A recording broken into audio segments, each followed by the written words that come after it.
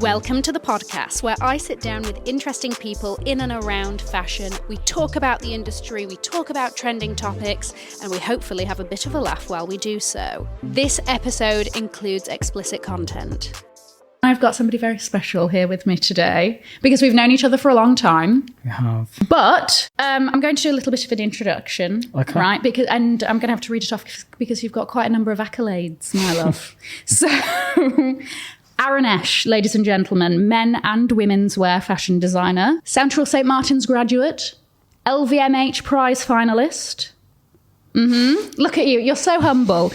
Recipient, I didn't even know this one until I was doing a bit of a Googles of you. Recipient of the British Fashion Council's NEWGEN scheme. Yeah.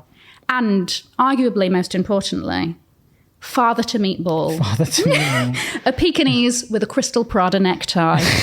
He went... recently to Wales on holiday and was like trotting through with his crystal. He was trotting through his Diamante Prada. He knows. Yeah. He's fabulous and he knows it. Was gifted. Listen, I love it. Okay, so we've been friends for a while. Yeah. And what I want to sort of start off with is that you didn't always pursue a career in fashion. And this is what I find really interesting because you sort of started, I mean, I'm talking about it like you're 47 and you've sort of had this sort of second wave of life. But you sort of started a lot later than a lot of other people do. You didn't like go straight into a fashion uni sort of thing. So talk to me about your epiphany that you were like, do you want to know what? It's been fashion. Let's do it. So my mum was an artist. So I kind of grew up, she was a sculptor. I kind of grew up with like objects like in our house and her working and sort of working sort of through her different mediums of fine art. My dad was a musician. He's a guitarist and like a session musician. So arty family. I've always been like, yeah, I mean, in school I was kind of not particularly academic apart from like art class and sports class, so things that I liked.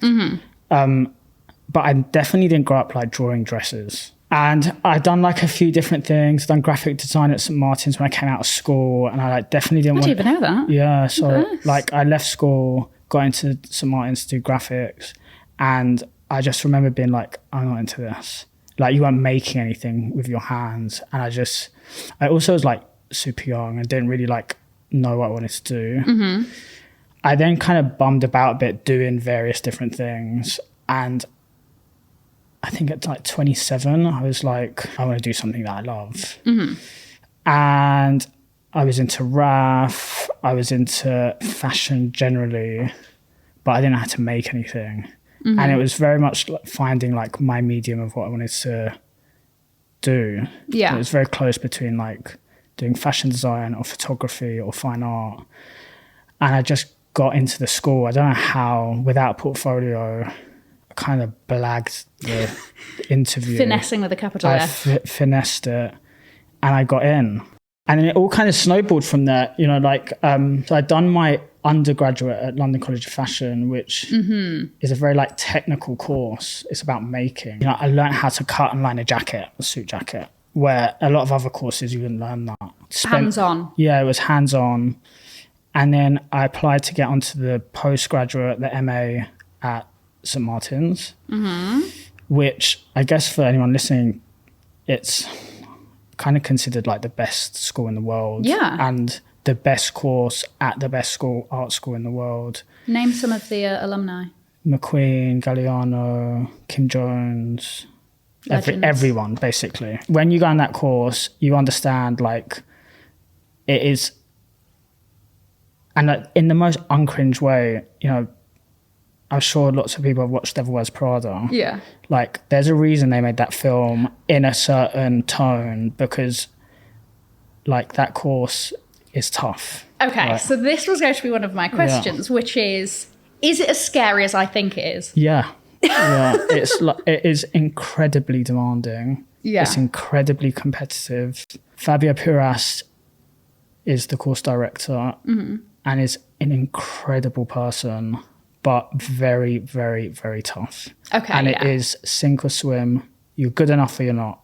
And it's brutal. And it's really about pushing you to find your own identity, your own point of view, and to really kind of, I guess, ground you with understanding what it takes to make it in the industry. So I done that course, and I just I went into it kind of being competitive in a kind of non-cynical way. I was like, I got to be the best person that's here, because the rates of being successful is that, 1 out of or maximum 2 out of that year become successful. And it's like, what's the point of doing this if you're not one of them 1 or 2? Yeah. And I graduated 18 months ago, so a lot has happened since then. But the course gives you the platform. Does it set you up? Yeah, it gives you the platform. Okay. It's extremely difficult to start a brand, and it's really horrible to say. It's the truth. It's extremely difficult without that platform. Yeah. And it doesn't mean that. It's a big thing on your CV. Well, it opens exactly. Doors. Even now, the first time I do press interview, they describe me as ex-CSM graduate. As I just did. Well, exactly. They'd speak about McQueen. Yes. And it would still be mentioned that he went to that school. It's true. So it's a massive positive. It's a leg up. It's a leg up. And unfortunately, the industry's set up that it means something. Does it really? Probably not. But I was fortunate enough to go through that process. Okay, so you said how during the course they sort of force you to find what is your difference, right? What's your vision? How are you different from everybody else? At what point do you think, did you go into it knowing no, definitely not. This is the aesthetic? No. Okay. Absolutely not. I never had a moment of realization of this. Really? Never. It just played out. And he just kind of, now looking back, I'm like, that's why he did that.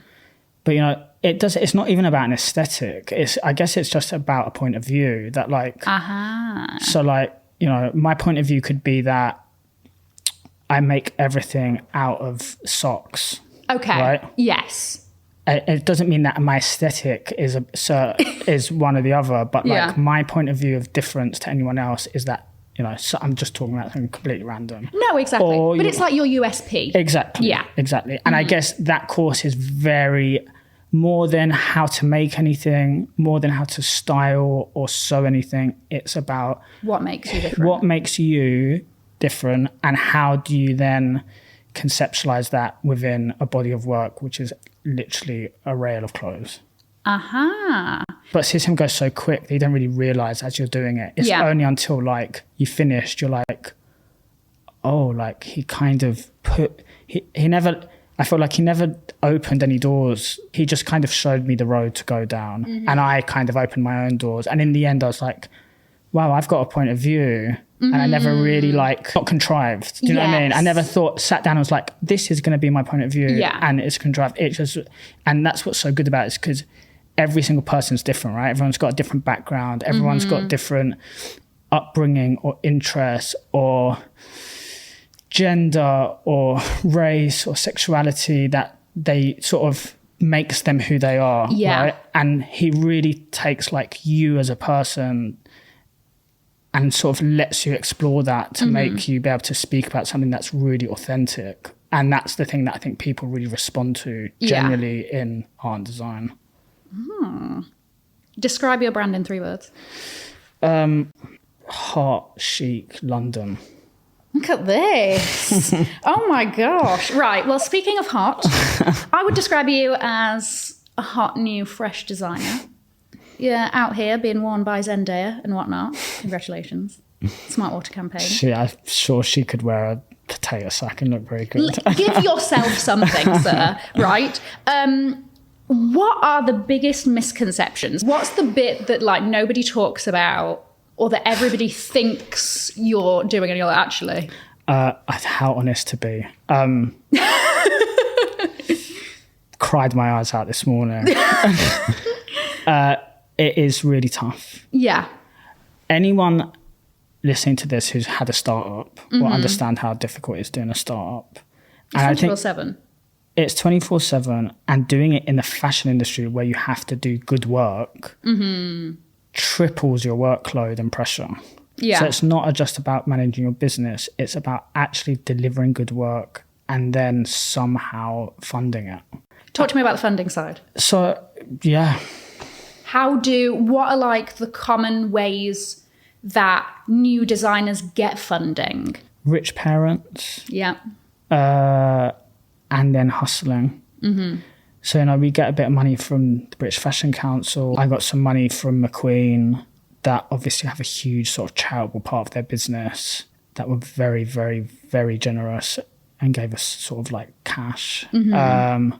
Commercial projects like Smart Water. So, the Zendaya project we did was a commercial project which, was paid, and it's something goes straight back into my business. But really sort of working with people in a sort of a collaborative aspect, I guess, and finding, I guess, your tribe of people that are like-minded, that are creatives, that are willing to collaborate with you on a sort of non-commercial basis. So, stylist, art director, hair, makeup. And that's something that's really sort of valuable being in London, in a city where all these people exist, and you go to the same parties with them and you become friends with them. And then you're kind of working for a brand that's in my name but feels like as much theirs as it is mine. And like I've worked, like the guy that does my hair is incredible. He's an assistant for Anthony Turner, who's sort of does every big person ever. And I'm here with my scraggly ponytail today, showing myself up. He loves you, actually. I said to him yesterday, I was like, Cassie might come to my birthday, and he was like screaming down the FaceTime. Actually, he really, really watches all your videos. Shout out John to John. Allen. So he works for this incredible sort of hairstylist, but it's finding his own sort of way in his medium, right? Yeah.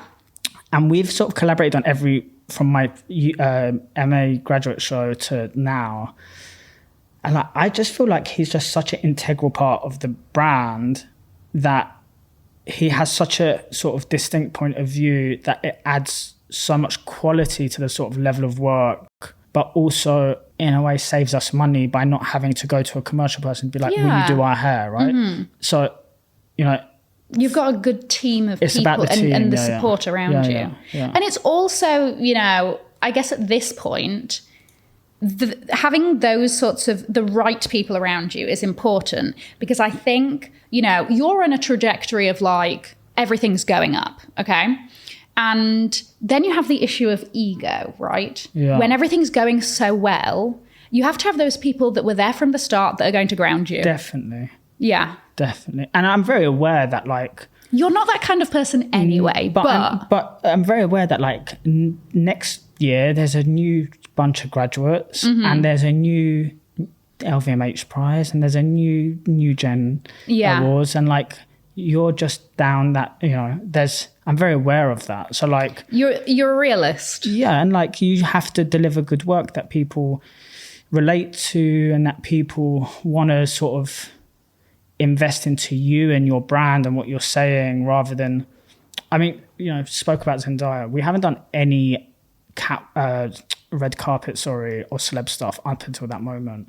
Just because, let's say from just a very sort of basic social media or customer following, I don't want people to buy my stuff just because someone's worn it. No, you want people to like it. I want people to like it, right? So like we spent the first year saying no to any celeb stuff, which meant that, if we dressed Joe Blogs, right? Yeah. We could have got 100k followers or 50k followers overnight. Let's just, for argument's sake. You can say no, but who's the biggest person you turned down? I can't. You can't? Yeah, I can't. But like... You'll tell me. I'll tell you after. Yeah. But like a really huge person, right? Like... A-list. Star list. And it just wasn't the vibe. And like not... Okay, and it wasn't we turned them down. It just was like, I didn't reply to the email. And it was just because it's like, it just makes sense for us. Yeah. And then I think that's how you have that longevity of brand, that it's not about like gimmick. It's not about the sort of silly costume thing that's on Instagram that loads of people share because it's silly. Yeah. Or, it's a bit like Rick, right? Rick Owens is such a specific brand. Exactly. And people buy into the world of Rick. Exactly. And he's not done anything outside of that. Yeah. And that is what has made him so successful. There's loads of people I can think of. Oh, yeah. Like Celine's exactly the same. Yeah. Like Celine is like, I know if I saw a boy walking down the street and it's a Celine boy, I'm like, that's a Celine boy. And it's like, it's the world of what Celine represents. Yeah. And Hedi's world of what he represents is what people buy into. I think they're the good designers, right? They're the ones that like understand world building and fashion and how them two things interact and how you're building something way more than just a brand based on social media. Yes. You know?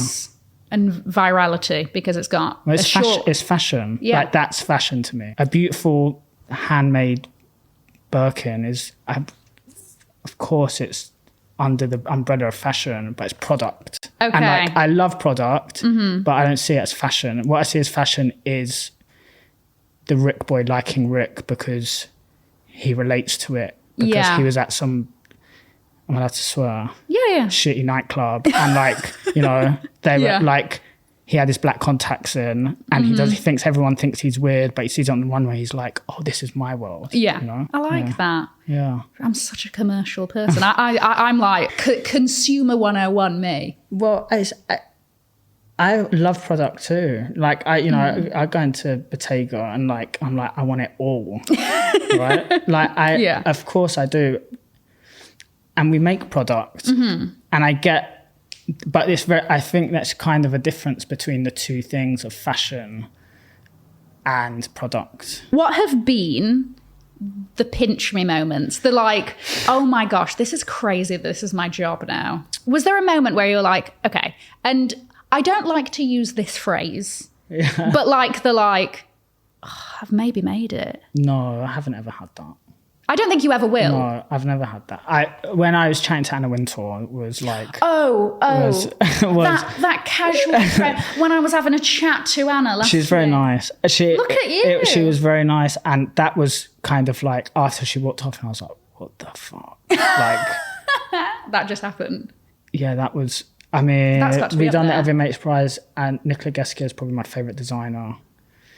Walked over to me to have a chat, like walked through the crowd and like found me to have a chat, and that was a pinch me moment. Afterwards, like he left and I was with my friends and everyone just stood in silence. It was just like, we all just need to process what just happened there.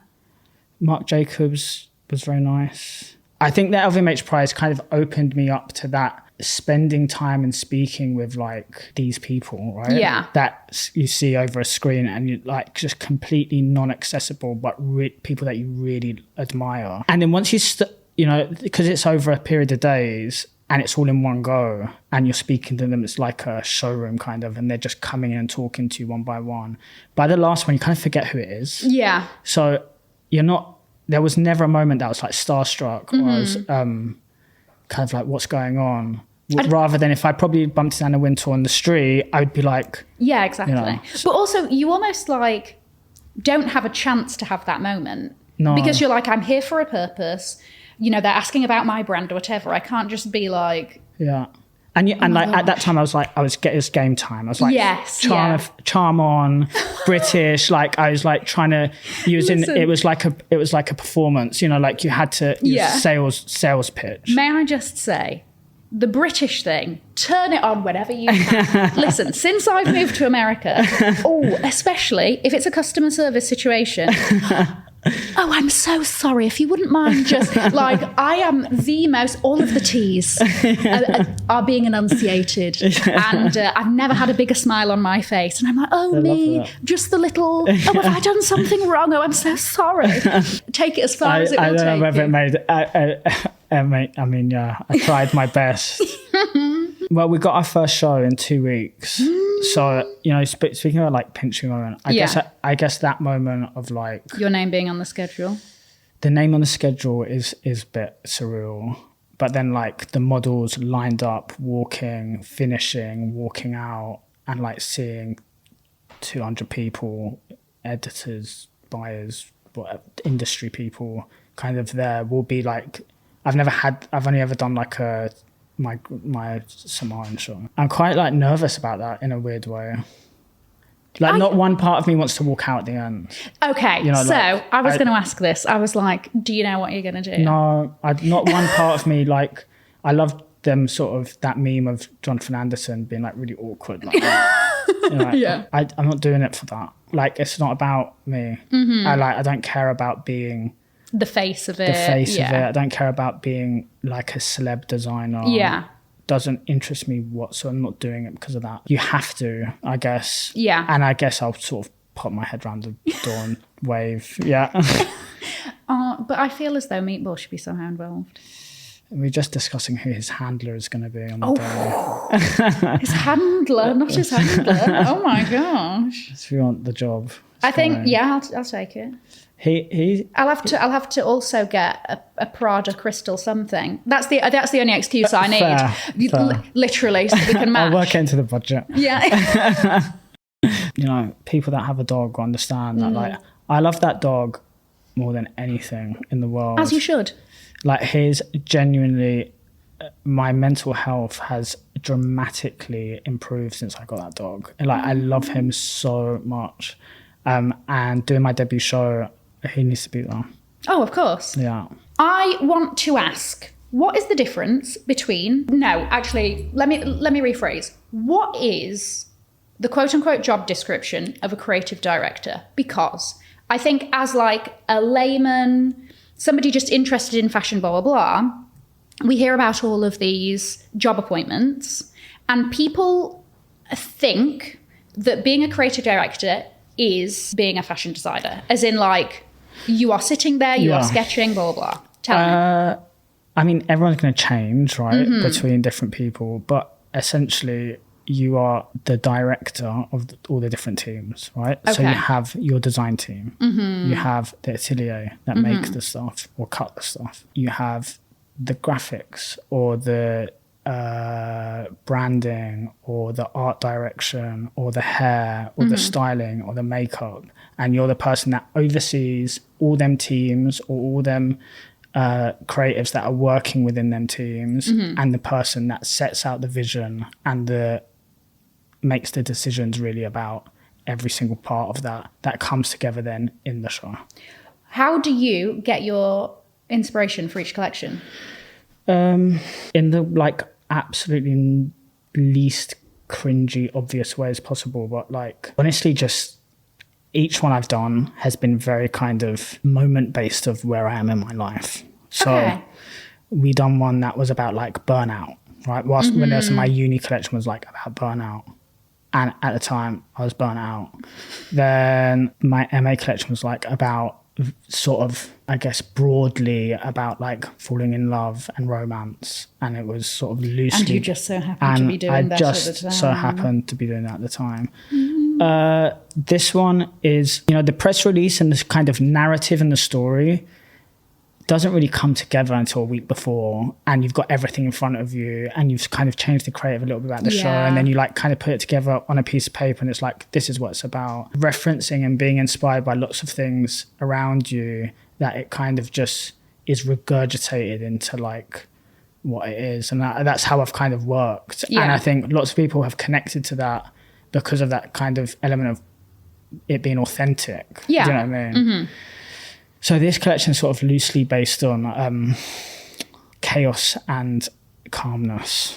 Okay. So trying to get the right balance. Well, trying to get the right balance and sort of like chasing chaos to find calmness. Oh, my gosh. It's like, that sounds like a really like non-answer. And I haven't really written it down properly, but... It sounds so poetic. It kind of is. I watched a video. Do you know the band Salem? Have you heard of them? It's like a rock band. I mean, you know me. It's not a rock band. It's not a rock band. It's maybe. Listen, you know my music genre. I don't think I know them. Yeah, they're cool. They done this like video on storm chasing. Oh. And I watched this video and it was like a POV video that was about these guys like chasing the electrical storm. Okay. And like that was kind of quite early on in the research that I was like, this is what it's about. Okay. Yeah. How do people come up with those hobbies? It's cool. It looked dangerous, but cool. It's a really great video. Really? Yeah, fantastic. Send me the link. Video. Yeah. Will I enjoy it? Maybe on mute. I want to talk to you about Pharrell at Louis Vuitton. What was your initial reaction when you saw the announcement, especially because it was like, 18 months between Virgil's sad passing, and then it was just the LV team for those seasons, and then it was announced and it's Pharrell. Your thoughts? What were your initial thoughts? So like I really remember being like 14 and having an NERD cap and like going to the Bathing Ape shop in Carnaby Street and like queuing up to buy Bapester trainers. And like, I think Pharrell really inspired me from a fashion point of view. That now it's so weird to be like, what the hell is that?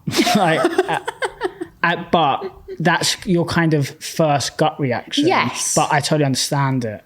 Because let's put like the clothes and the show and everything to one side. Like that job is more about being a fashion. It's more than being a fashion or creative director, right? It's a celeb job.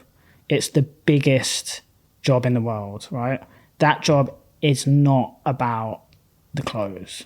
The clothes come and go, right? Like the clothes obviously have to be good, but they're good because they've got an amazing design team. So they've got the best designers. It's always going to be good. It just is what it is. It like exists in a kind of a different reality. It's so in the spotlight, and you know, him and Jay-Z performing before the show. And every celeb being there. Oh my gosh, it's like, I don't know. Virgil was kind of in between the two, right? Yes. So like, he was like the bridge. Yeah. I met him and he was so incredibly charming. And like I was an intern. I was interning at Wells Bonner, and they shared a studio with his like, I think it was like it wasn't interiors, it was like furniture design. Okay, Had this like furniture design like side company, and they were next door.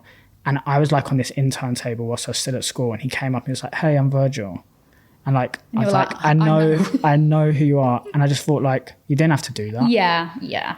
And I heard him take this meeting, and I just was like, this guy held a room. Like, you understand why he got to where he got to. He was just incredibly charming, articulate. And super smart. Have I told you about my interaction with him? No. My very short-lived interaction. So, wait, do you remember when he was doing the collaboration with Nike? Yeah. Okay.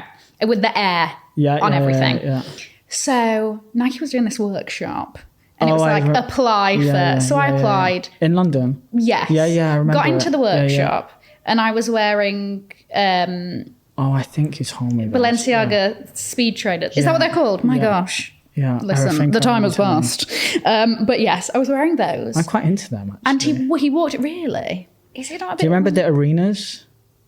Do you remember them? They were like, anyway. Wait, were they the ones that looked like sort of like shoes that you would wear to karate? They look like Lonsdale. No. I like them though. Are they the ones? You did. Yeah, I like them. I like them now. I think they're quite cool. Because you're like edgy and cool. No, but I just like, I think there was a time where they were like really, you know, like ugly trainers were like cool. Yeah. And then ugly trainers went out of being cool. Yeah. But I think it's quite cool again. Okay. Like, listen, you heard it here first. Anyway. But no, so he walked in and nobody knew that, like, he wasn't meant to be a part of this workshop or whatever.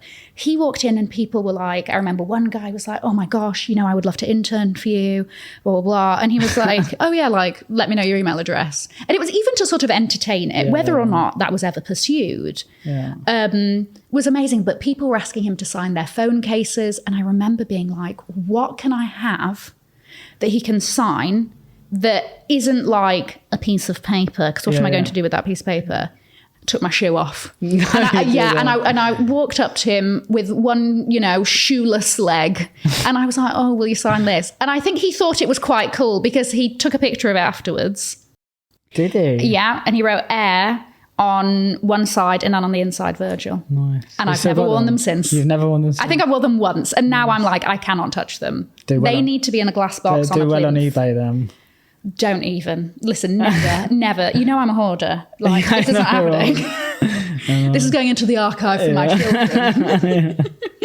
But, okay, no, I know what you mean, though, about Louis Vuitton, because it's it's its own discussion aside from all of the other brands. You know, like Martine was like... Yes. So Martine Rose was like rumoured, in right? the running, yeah. Obviously, that would have been amazing. But they wouldn't have got it. The people wouldn't have got it. Like, it just wouldn't have made them the money that... I think this is the thing. It's a business, first and foremost. Exactly. It's, you know, aside from, you know, like other brands, something like a Jill, something like a Rick or whatever, where it is about the clothes. Louis Vuitton it's the clothes, but they're sponsoring the Olympics. There's like sports partnerships now. It's so much. And so I think Pharrell sort of makes sense in that they need to cover so many categories. We're talking in about culture. It. We're literally talking about here we are. So like, they've done their job. Yeah, they have. We started talking about it. Yeah. Would have you said, what do you think of Martine Rose at Louis Vuitton? Probably not. So like, they've done their job by... Facts. Yeah. Okay, for our final segment, I have something called the Wheel of Nosiness. And this is basically a pre-populated wheel of questions that I've come up with. Yeah. So if they're bad, you can tell me. And basically, it's going to spit one out to you. Okay. And then you answer it. Let's do it. Did it do it? 2 fashion brands you're excited about. Like new brands or just any? Any. It could be, I'm excited about like the Gucci new creative director. It's weird because like the ones that I really like, maybe are not new. It doesn't matter.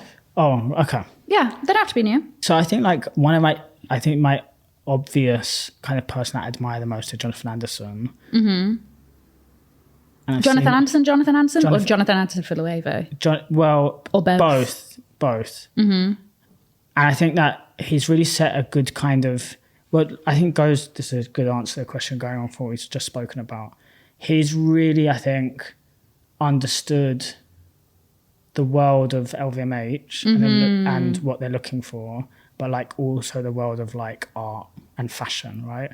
Very true. Like, he's respected by everyone in fashion and he's respected by every customer around fashion. You know, if I'm thinking about what do I go on Vogue Runway to look at the show when the shows come out, Loewe is definitely one of the first ones. And your second? And JW. And the second, I've never met her, but I really love Delara. I think like... Oh, yeah. Like when I looked at her shows, I'm like, it's actually like really beautiful and really like it feels just so different to what's happening in London. I've never met her before, but I think it works great. Most recent fashion purchase. Okay, so before we sat down, you were like, I don't buy anything. My partner like... Shout out to Fiona. I'm trying to get her on here. Fiona would like kind of heckle me for not buying myself clothes. I'm really frugal. I don't think I'm stingy, but I'm like really, when it comes to work, there's no budget, right? So like I will just pay that, don't worry about it. When it comes to myself, because I've been a student for so long, I'm not used to having like money to spend on myself. Yeah. I bought these jeans in Marseille in this like really old sort of vintage kind of shop that was like full of some like old Dior, but also full of like sort of, I don't know, charity shop stuff. They're Levi. They were like €30. Listen, you're the second person on this podcast to rave about vintage Levi's. So there you go. Yeah, I mean, it's like jeans are hard to find, and like old jeans are really nice, right? It's like worn jeans. The quest for good denim. Yeah, it is hard. Will put your mental health through the ringer. Our Legacy is it's nice. Terrible. Like Our Legacy. Our Legacy. What's that? Is that a brand? Yeah, it's a brand. They do like nice jeans. Do they do women's? Yeah. It's nice. I'll have a look. If they don't make me want to cry. They when might be I put like them on. Scandi. Listen, I need like 2% elastane in there. yeah. If that's a raw cotton, it's not happening. It's not. Not a dinner. Right. You've got to do like the old unbutton trick at the dinner table.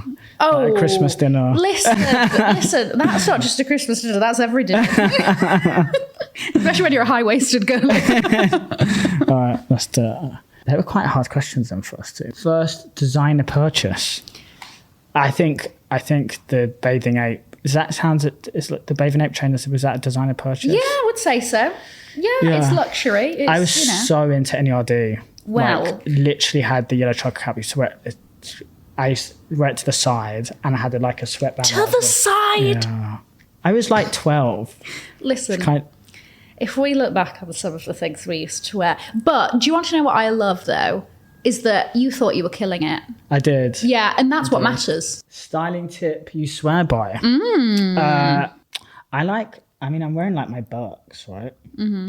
Cloggy vibes. Yeah, I think it's like, I don't think Birks particularly, but I'm quite into like low-key, kind of like cozy. Okay. But daytime. Okay. And it's like kind of giving like Mary-Kate and Ashley the row.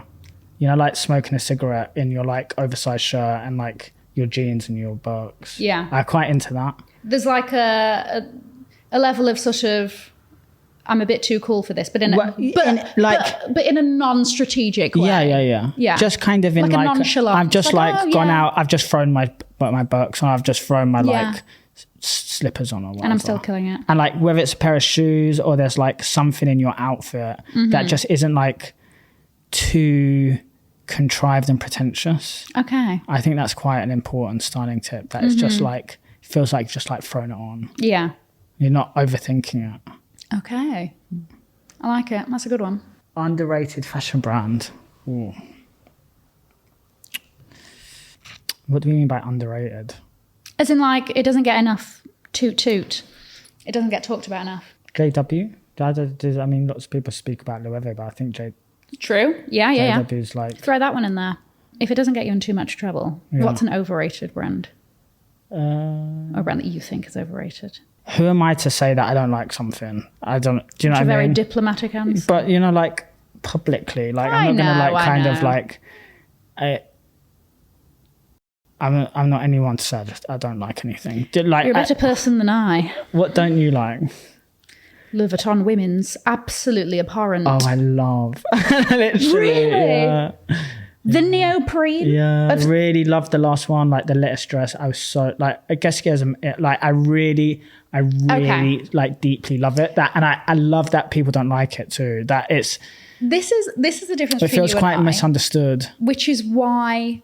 Like, I wanted to have this conversation, and this is why, like, I love when we talk about fashion or whatever, because I come from it from a very commercial point of view. Yeah. Like, I'm very product-y. Yeah. I'm very, like, what of this is going to sell, which is going to be the hottest product and all of that. Yeah. Whereas you come from it from the art side. I'm not even looking at the product, I don't think. I couldn't even tell you one product from that show, but, like, I loved the girls. And, like, all the girls, I was like...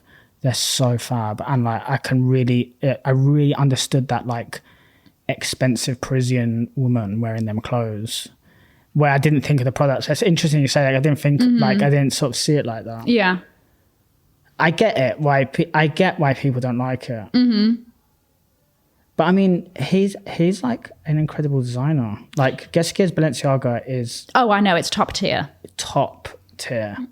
He was the first person that done like chic, but in a cool way. What's one collection that like lives rent free in your head? I will go first. Go on now. Tishy Givenchy. Yeah, I mean, that makes me think of you. That Rottweiler jumper. Yeah, it does. That means so much. If I saw that jumper, I'd be like, "That's Cassie." Yeah. There was a moment where that was like hot. Yeah. That was a moment where that was like hot. Oh like, my gosh. It was and even like the t-shirt with like the stars. Yeah. He did the outfits for the Watch the Throne tour, the kilts on the boy. Stop. It was everything. I went to that tour twice. Did you? Yeah. Second time with my mum. Shout out to my mother. Shout out to your mother. Yeah. She loves you. I love her too. She's an extremely... Do you remember when you two just went for coffee together without me? Talking of fabulous women, she is a fabulous woman. I'm going to have to keep this in for her. Yeah. Also, anything McQueen, just... Well, it's so easy to like say McQueen show. There's this like Jill Sander collection that Raf Simons did, and he done like... It was like really sculptural dresses. Still to this day, don't know how he's made it. And I remember us like trying to figure out how it's made. And from the front on, it looks completely flat. But it's actually like this like sculpture that looks completely flat from the front on. Oh my I don't know what year gosh. it is. I need to find this. And I think that collection from like use of color when you put all the looks together and you look on like runway is so beautiful. Oh my gosh. Don't know. I've been missing out. I need to find this one. Thank you for being here. Are we done? Yeah, we're done. Okay, was it? that was I hope it wasn't. I was a bit nervous. Not nervous. I was just like, You've been having a rough morning. yeah, it's been a really hard. Well, it's just we're 2 weeks out from a show, right? And it's like, I don't know, 2 weeks out from a wedding. Right? Yes. Things go wrong. Yeah. So, you know, it's the same type of vibe that it's a million things to organize. And today was one of the, like, and I just was like, I don't want to come across as like sad. No. But it's good. Once you start talking, you always make me smile. Aw. Well, tell everybody where they can find you. Instagram, Yeah. Aaron.Esh. And you're available to buy on. Essence, Browns, Machine, LNCC. And everybody should H. look up Lorenzo in LA, anyone? Oh, Yeah.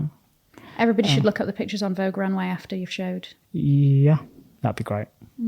Thank you for being here. Thanks, Cassie. Everybody subscribe, leave me a 5-star review if this was better than your last Uber ride, which I really hope it was. And I will see you in the next one.